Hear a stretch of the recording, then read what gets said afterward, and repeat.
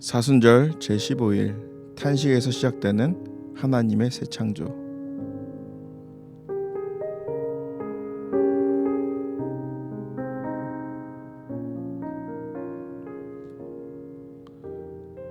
오늘 주님께서 우리에게 주신 말씀은 로마서 8장 19절에서 24절까지 말씀입니다. 피조물이 고대하는 바는 하나님의 아들들이 나타나는 것이니 피조물이 허무한데 굴복하는 것은 자기 뜻이 아니요 오직 굴복하게 하시는 이로 말미암음이라. 그 바라는 것은 피조물도 썩어짐의 종 노릇한 데서 해방되어 하나님의 자녀들의 영광의 자유에 이르는 것이니라. 피조물이 다 이제까지 함께 탄식하며 함께 고통을 겪고 있는 것을 우리가 아느니라.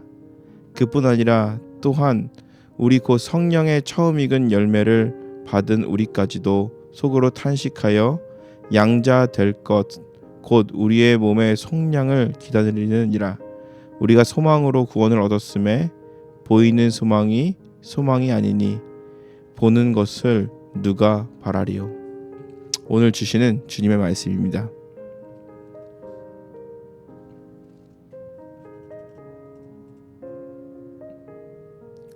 로마서 8장은 신앙의 길을 가는 우리에게 아주 특별한 울림을 줍니다. 우리는 인생을 살면서 고난이 얼마나 무겁고 때로는 우리의 말과 생각으로 설명되지 않을 때도 있습니다. 바울도 그 사실을 모르는 사람이 아니었습니다. 그러나 그는 담대하게 말합니다. 현재의 고난은 장차 우리에게 나타날 영광과 좋게 비교할 수 없도다. 이 말은 고난을 가볍게 여기라는 뜻이 아닙니다. 오히려 고난의 깊이를 아시는 하나님께서 그보다 더 큰, 고난보다도 더 큰 영광을 주신다라는 것입니다. 22절을 보게 되면 하나님이 만드신 피조물들과 함께 탄식한다라고 얘기합니다. 탄식은 헬라어로 스테나조입니다. 이것은 마음속으로 나오는 깊은 고통을 의미합니다. 어원상으로 보게 되면 좀 더 이게 입체적으로 느껴지는데요. 무언가에 눌리고 압박되어서 속에 있는 것들이 나오는 것이죠. 우리의 삶 가운데 우리는 수많은 탄식을 경험했을 것입니다. 가정의 문제로, 또 자녀의 문제로, 또 삶의 문제로, 건강의 문제로, 또 관계에 대한 상처로, 그리고 말로 표현할 수 없는 여러 가지 마음의 무게들 때문에 우리 안에 깊은 탄식이 흘러나올 때가 있었을 것입니다. 그러나 바울은 얘기합니다. 이 탄식이라는 것은 절망의 언어가 아니라 새 창조를 향한 진통이라는 것입니다. 바울은 현재의 고난과 장차의 영광에 대해서 비교합니다. 그는 고난의 무게를 알고 있었습니다. 그러나 그 무게보다도 더 큰 영광이 우리를 향해 오고 있음을 말하고 있습니다. 지금의 고난은 잠시이고 장차의 영광은 영원하며 지금의 고난은 우리의 능력을 소진시키지만 장차의 영광은 우리를 완전히 새롭게 한다라는 사실입니다. 우리는 신앙생활을 하면서 경험했습니다. 고난은 단순히 우리에게 힘든 일이고 어려운 일 그리고 지치게 만드는 것이 아니라 그 고난이 때로는 우리의 존재를 흔들며 우리의 신앙을 시험하며 우리의 마음속 깊은 곳까지도 요동을 치게 만들지만 이것이 전부가 아니라는 것, 고난이 지속되지 않는다라는 것이죠. 이 고난을 뛰어넘는, 그래 또한 이 고난을 압도할 하나님의 영광이 우리에게 오고 있다라는 것을 우리는 삶 속에서 경험했을 것입니다. 바울은 또 말합니다. 피조물이 허무한데 굴복했다라고 표현합니다. 이 허무함은 단순한 공허함이 아니라 죄로 인해 세상의 본래 목적에서 벗어난 상태를 의미합니다. 우리는 이 허무함을 매일 경험합니다. 노력해도 풀리지 않을 때가 있죠. 그리고 또 우리의 잘못된 죄에 대한 습관들이 지속될 때도 있습니다. 그리고 또한 불의한 사회 구조를 보며 허무함을 느낄 때도 있습니다. 그리고 또 병과 약함, 그리고 또 사랑하는 사람의 아픔, 그리고 설명할 수 없는 마음의 무거움이 있습니다. 이것은 이 세상이 완전하지 않다라는 것, 그리고 그 불완전함이 우리를 얼마나 피로하게 하는지, 지치게 하는지를 말합니다. 그러나 바울은 이 허무함을 절망의 끝으로 보지 않습니다. 오히려 하나님이 새 창조를 위해 허락하신 과정이라고 얘기합니다. 피조물은 지금도 해방의 날을 기다리고 있다라고 얘기하며 썩어짐의 종노릇에서 벗어나 하나님의 자녀가 누릴 그 영광의 자유를 고대하라라고 이야기하고 있습니다. 또 우리가 봐야 될 것은요, 바울은 또 이렇게 말합니다. 우리도 속으로 탄식한다. 우리의 탄식은 단순한 한숨이 아닙니다.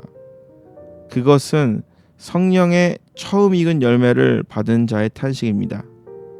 이미 구원의 첫 열매를 맛보았기에 아직 완성되지 않은 구원을 더욱더 간절히 기다리는 탄식입니다. 신앙의 삶을 살아오면서 우리가 경험했던 것들입니다. 탄식이 단순한 감정이 아니라는 것을, 하나님을 향한 깊은 기도라는 것이죠. 그래서 우리가 시편에 보게 되면 탄원시라는 것이 있습니다. 이렇게 기도할 때죠. 주님, 이 상황을 어떻게 해야 합니까? 주님, 제 힘으로는 감당할 수 없습니다. 주께서 일하여 주시옵소서. 주님, 주님께서 회복시켜 주실 날을 기다립니다.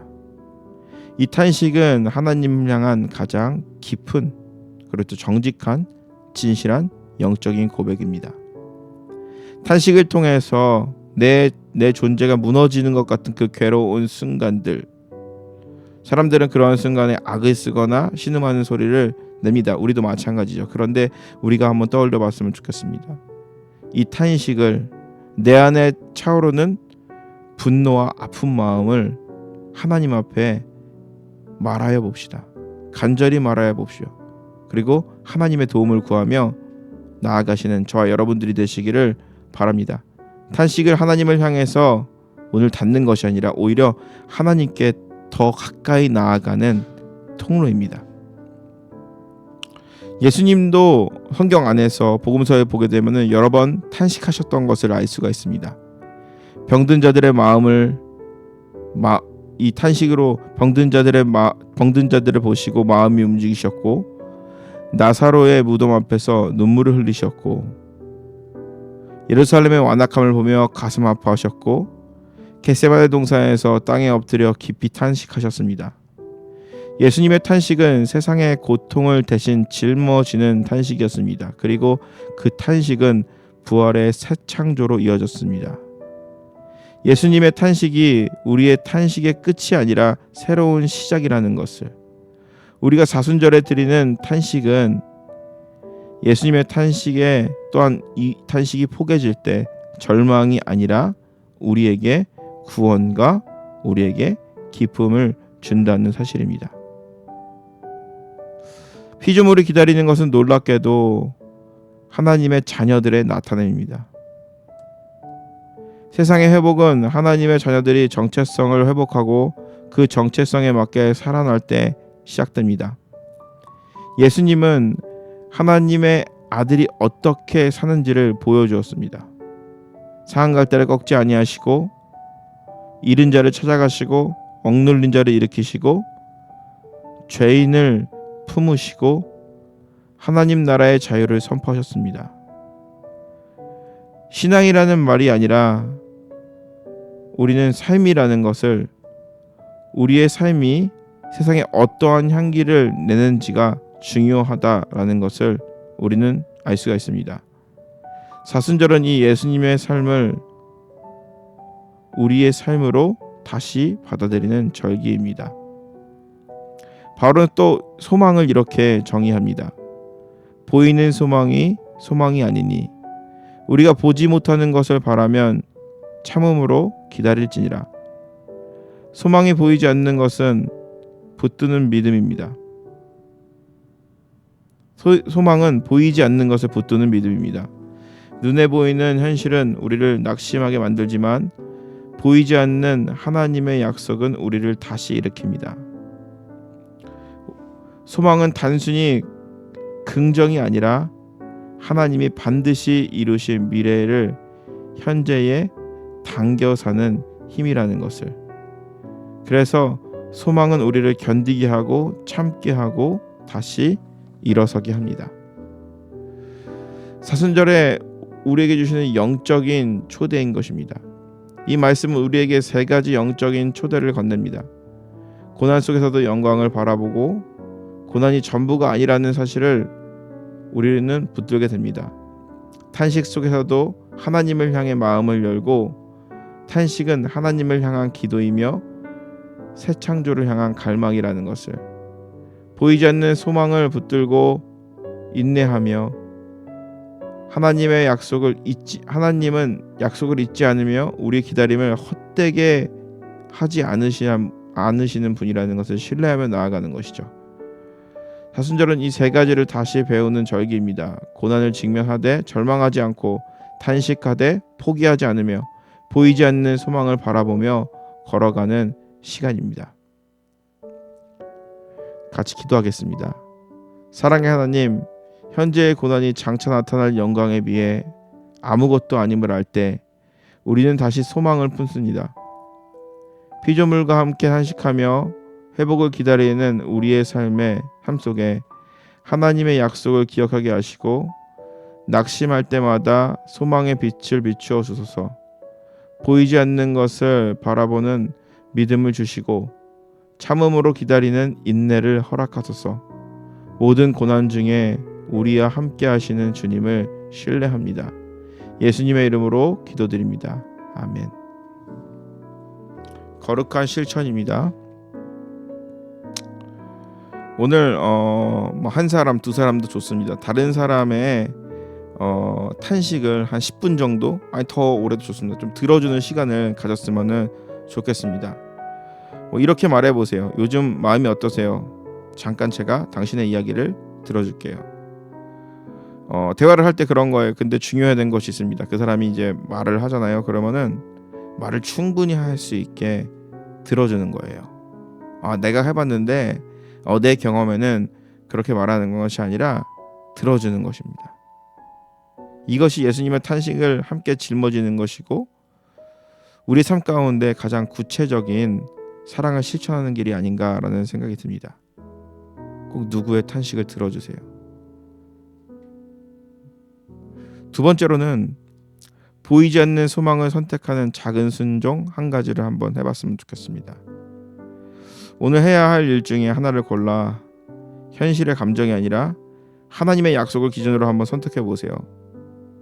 미루던 용서의 메시지 한 줄을 누구한테 보낸다든지, 불평 대신 감사한 문장을 한번 적어 본다든지, 마음에 두려움이 올 때 우리가 30초 동안 짧게 기도해 본다든지, 해야 할 선한 일을 우리가 미루지 말고 오늘 안에 한번 해보는 것이죠.